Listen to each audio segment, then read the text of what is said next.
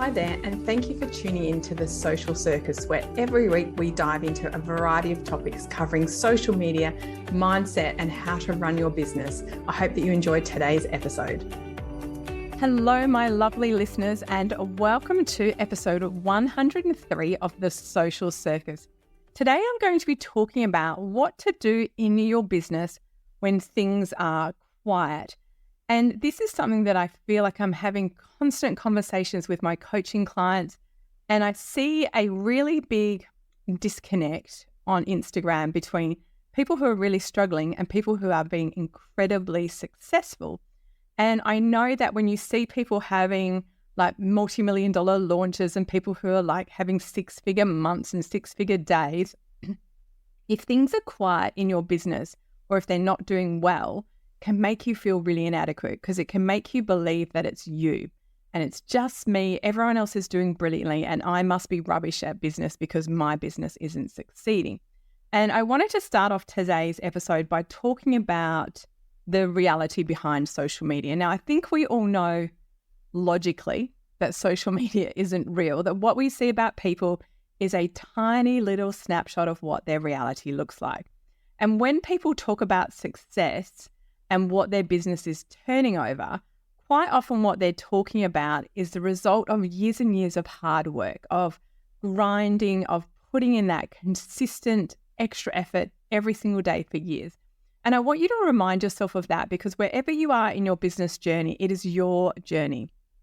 And I want you to think about, why did you start your business and what have you achieved with to start with? So I'll give you a really interesting example of that. I have been in business for the same length of time as Amy Porterfield. Now, Amy Porterfield's business, she declared the other day, it's turned over $100 million in 13 years, which obviously my business has not. But here's what I know about Amy and what I know about myself. When I started my business 13 years ago, I started it because my two children were really small. So they're now 16 and 18. So at the time, they were like 3 and 5. And I started my business very much part-time. I worked it alongside my family so that I can grow and nurture those. I hadn't come out of the back of, like Amy had, working for Tony Robbins and a massive big marketing insight and the capability to create an online course. It just wasn't in my business strategy at the time, and it's something that I have grown into. Now that I'm here with my online courses and stuff, I certainly regret not doing that sooner, but I do know that my journey has been true to who I am and what I wanted to achieve. So that meant that I wanted to be present with my children. I wanted to balance my work around my family. And I know that I absolutely wasn't doing that in the corporate world. So I know what my goals were when I started, and I don't look at Amy and go, wow, I must have failed because she is like killing it. And I'm sitting here running my business, not even being a 7-figure business, let alone an 8-figure business. Okay. So please know that the reasons you started your business and what your drive and motivation are different to everyone's. Just because you've been in business the same length of time doesn't mean you should be enjoying the same success or on the same trajectory as them. So I just want to remind you of that, because that can really get in our head. And the other thing I want to say about social media is I feel like every time I open my feed, someone's telling me, I've just done $500,000 in the first 3 months of this year. And I'm like, holy hell, how have you done that? And it actually makes me feel really inadequate. So if that's how you feel, and particularly if things are quiet in your business, I want you to get off social media. I want you to spend the minimum amount of time on there, because it can make you feel really inadequate. And a few weeks ago, I talked about one of my podcasts, having a break from digital. Obviously, that's not what we're talking about today, but I just want you to keep an eye on, how is social media making you feel? And is that having a negative impact on yourself and your business? Particularly when things are quiet, because that's when it can really, the outside factors really weigh in on us, and we think, oh, it's just me. I'm the one who's not doing well. Everyone else is doing well. It's just me. I must be rubbish. I should close my business and get a job. And I will say right now, I think, so we're in Q2 2024, and having been in business for over a decade, I think since 2020, I have experienced some of the hardest times in my business that I ever thought I was going to. And I have to say, I said to my husband at Christmas, I can't work as hard as I did in the year gone. Things have to be different this year. And I thought I put a lot of things in place that were going to allow this year to have more flow and abundance. And in some respects they have, but I still feel like I'm hustling a little bit. And the reason for that is simple. there are macro factors impacting all of us in our small businesses right now. So if you're not sure what macro factors is, it's one of those nerdy sayings that you would have done in economics, maybe at high school or university. And it talks about the things that are outside our control. So right now, we have a lot of global instability. We have a lot of wars going on, which have impacts on supply and demand, as well as our psyche. We have the uncertainty of the looming US election, which I personally feel really afraid of what the result of what that might be, which causes destabilization. In Australia, we have pressures with inflation. We have pressures with interest rates. Particularly where I live in Western Australia, we have massive pressures on homes. If you're renting, it's incredibly difficult to rent. We're seeing really high levels of homelessness. And all of those have an impact on consumer spending. So if you happen to have a product-based business and you've seen your sales drop, that is across the board. As a service-based business, what we are seeing is people are thinking harder about before they invest with you, which is awful for our cash flow. It means that you might send out a proposal and normally you wait 2 weeks for people to say yes, and now it's taking like 6 to 8. And all that makes it incredibly hard for us in our business. It makes it really hard for our cash flow. It makes it harder to do projections, predictions. Where am I heading? Am I going to make my mortgage payment this month? So if that is you, I want you to know that it is not you. It is not your business. There are bigger things going on right now with the economy that really we just have to ride that wave. And I want to say, because I say this in my coaching, in the last 6 months, I have seen more biz buddies take jobs, and a lot of them have closed their business, which I would consider them to be more successful than me, which I find really rocks me. So when I see people closing their business, I'm like, oh, wow, if they can't make it, can I make it? So it does impact you. But I want to say this. If you need to get a part-time job or take another way to supplement your income during this time, there is no shame in that, okay? It is absolutely okay for you to do what you need to do to support you and your family and your lifestyle. So I want you to let go of that, because I think we feel some shame, some embarrassment, and also it is tied up into our sense of success. So have I failed because I can't make this work? And I always say to my clients, and it usually refers to new startups, when we have a child, because I'm a mum and that's been a super fun ride, I said tongue in cheek, when we have our baby, we don't kind of look at them and go, wonder when they're going to go out into the world and get a job and be productive members of society. We nurture them and we love them and we help them to grow so that eventually in 18 plus years, they go out into the world and do that.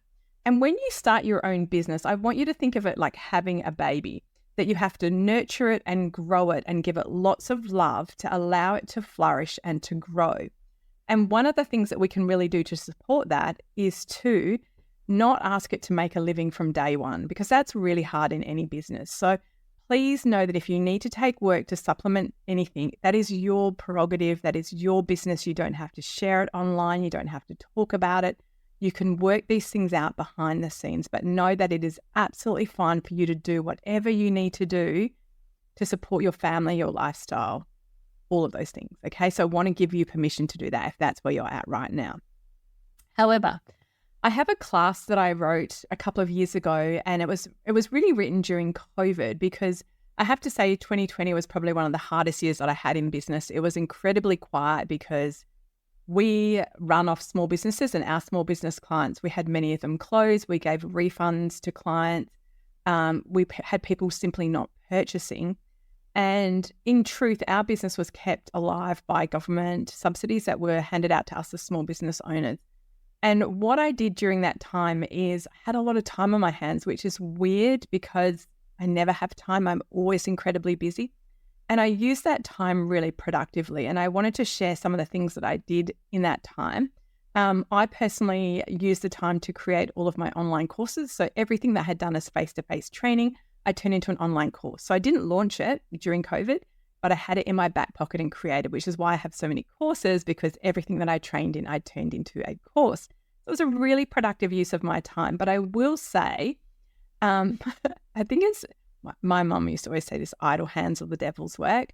And I think when we have too much time, it really allows us to get introspective. It gets into our own head. So I want you to think about, I'm not suggesting that busyness is a badge of honor, but I'm just saying if you find yourself not productive, not busy with client work, or not busy with your business, I want you to think about how you can switch that around, because it's going to really have a positive impact on your mindset. And I want you to be feeling good about yourself, because I do believe that that energy and that mindset, we take that out into the world. And so we're feeling down on our business, we're feeling desperate, we're feeling like, oh, I don't really know anymore. If we lose that momentum, it shows in everything that we do. And so I don't want you to be stricken by that. I want you to feel good and positive, even if behind the scenes it's not feeling it. So I want to give you some tasks that I think are a great idea to help you through those quiet times.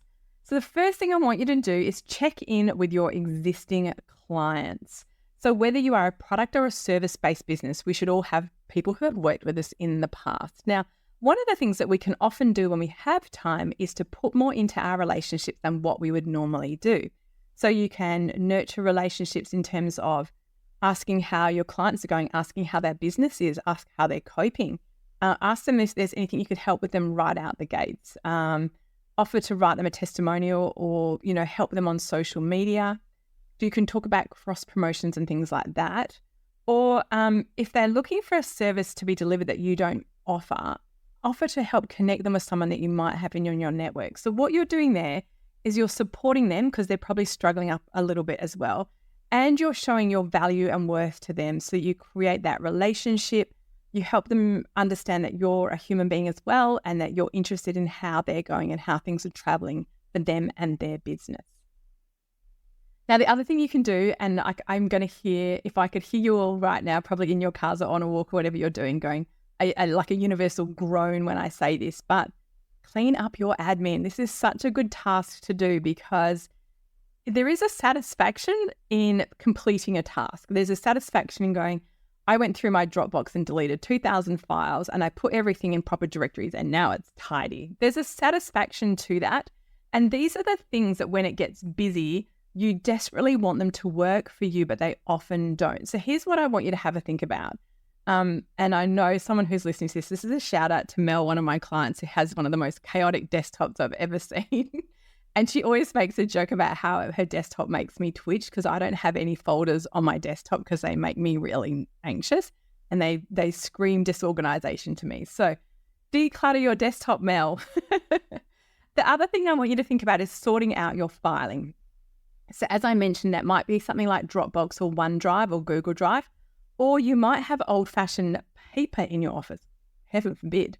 So I want you to think about sorting that out. Like, if you are still keeping paper receipts, sign up for a receipt scanner and take photos and get rid of those.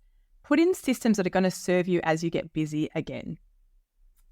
Now, this is one of my favorite things to do, and anyone who works with me knows I'm a little bit obsessive about my emails. Clean up your emails, tidy up your inbox. I have a bit of a rule about inboxes that they should work for you. So when I get into clients' inboxes and they've got 4,000 emails in there, I know that that's not working for them. I know that they are not keeping on top of that. They have no systems and no organization. Now, I'm not going to dive into that today, but I want to just say this. Take the opportunity to get rid of a bunch of subscriptions, not mine, obviously, but everyone else's. Take a look at, do you have any systems to manage your inbox? Like, my inbox should have less than 20 emails in it. That's always my goal for myself and Claire, my assistant. And the reason I stick to that number is when I'm on my desktop, it means I can see every single email in my inbox without having to go to another page. Those emails that sit in my inbox mean that I need to respond or action them. Everything else gets filed or tagged, okay? So think about creating those simple systems, whatever you're using, whether it's Gmail or Outlook or whatever. There are tons of free tutorials online that you can help understand how to sort emails. I know it is the bane of my existence. And if you're feeling bad, I want to just share the number of emails I've seen in a client inbox was 46,000. And I almost had to go and sit in a dark room for a minute after I'd seen that, because it made me so anxious. But just know that you can bulk sort and bulk delete emails, and all of those are going to help you when things get busy, help your organization, help you save time and energy, and also get rid of that overwhelm, which we can often feel. So think about that. I want you to think about implementing some systems. Now, this sounds really boring, but do you have a system of tracking? And this is something, again, Claire set up for me last year, my business, my assistant, of how do we track leads when they come into our business? How do we follow up with them? And how do we check that they have converted? So of course, because Claire's a Trello expert, she set up a Trello board for all of this. So now we have a system of logging incoming leads, tracking our communication with them. And we even have a process of where we move them from a lead to a converted client. And then after that, it's a follow-up system as well. So if you don't have systems like that in your business, I want you to think about executing those, because they, again, are going to make things much easier for you.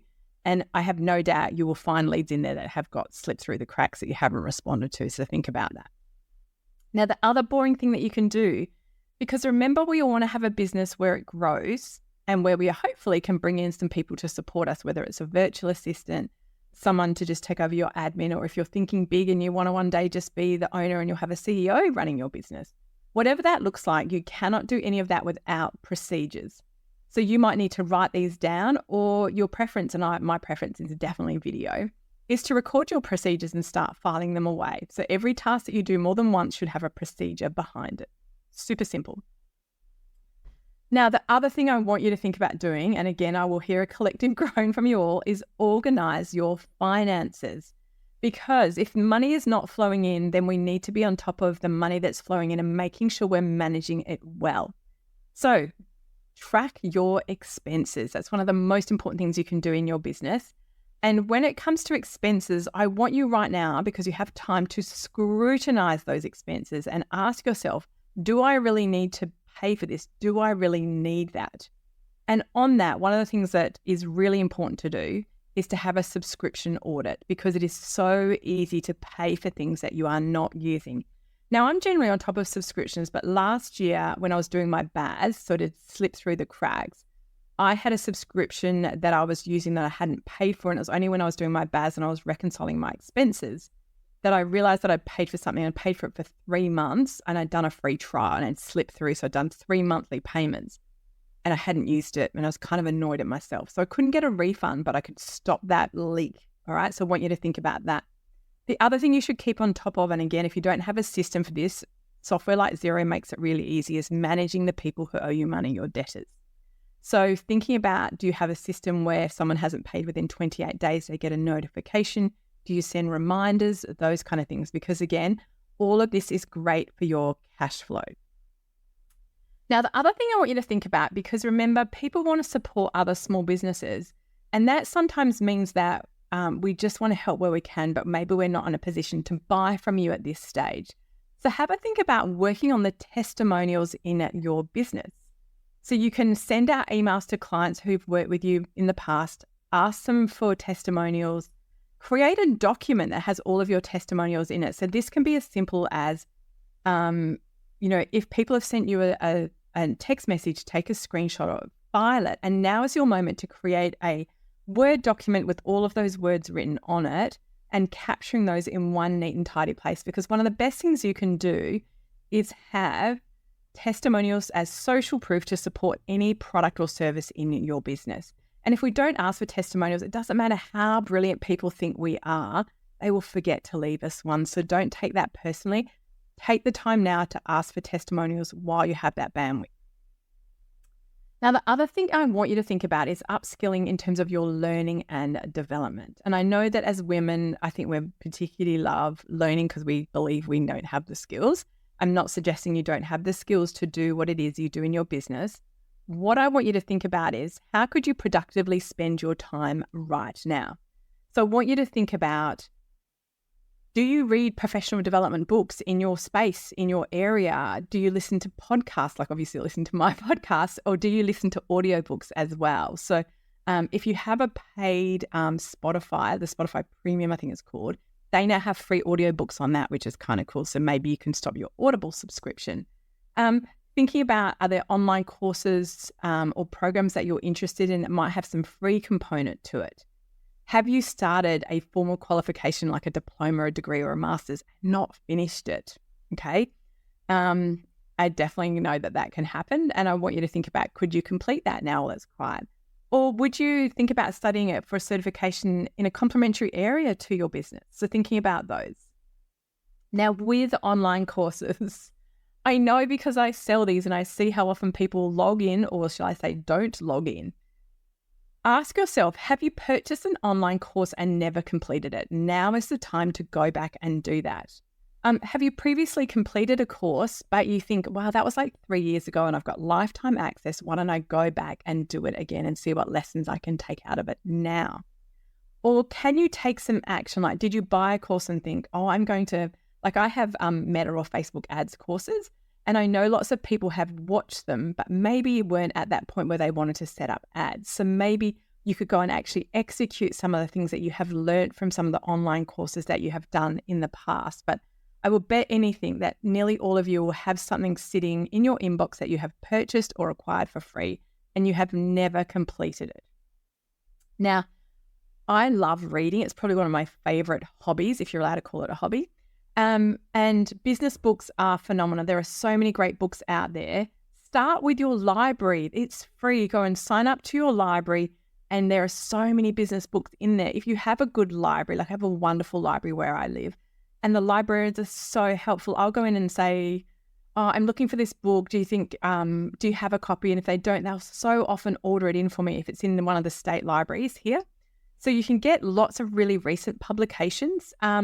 You can swap some books with some friends. If you've got other business friends that have books that you could swap around and borrow. Remember, audiobooks, as I said, Spotify now has audiobooks. I think Audible does a free trial if you're not yet a member. And as a member of Audible, I will just say, because I do love it, you now in your membership get a ton of podcasts for free on Audible, which are quite good, and a huge number of books every single month that are free if you have an active subscription. So your value from your subscription has increased significantly on Audible. And with podcasts, see what else people recommend with podcasts. So there are always people saying, has anyone got a good podcast that they're listening to? Remember, most of us who have a podcast set them up to search by keywords.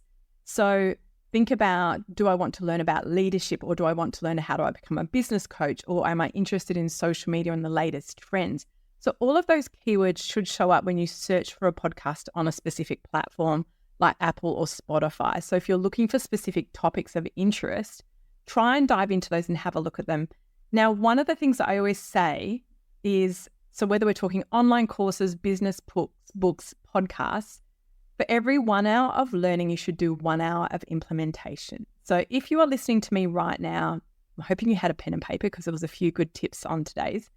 But I want you to kind of write down and say, right, well, Sarah mentioned these things. I need to spend a little bit of time. This week, I'm going to give myself a task of following up 3 clients and tidying my inbox. And write some action points that you can actually get some value. Like, I love that you're listening to me, and I'm super grateful to all my listeners. But what I would love even more is that if you got tangible value from my podcast, so if you went away and actually actioned some of the things I suggested, because that's what's going to make the difference. You listening to me is going to waste 20, 25 minutes of your time. Nice. But if you're able to take action off it, it could save you hours and hours in your business every single week. So I want to challenge you to, if you do any learning, whether it's a book, a podcast, an online course, every 1 hour of learning has 1 hour of implementation. And that's a philosophy you could pretty much live by, whether you're studying, you're at university, or whatever it is that you're doing. So that are my tips on how you can be productive when times are quiet.